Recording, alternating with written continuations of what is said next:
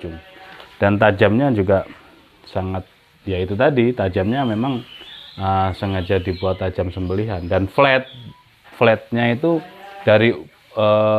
dari punggung bilah hingga yang flat gitu loh, nggak seperti yang nomor 2 tadi, nggak nyudut atau nyiku khas Tanto, enggak, tapi ini model bilah sembelihan gitu ya, seperti ini.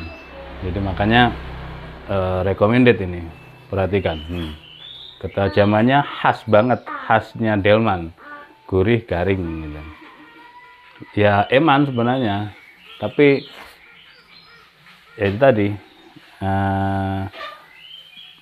kita buka harga 750.000 gitu, kita kasih harga 750.000. Satunya sudah dimahar oleh sahabat GSM Mojokerto.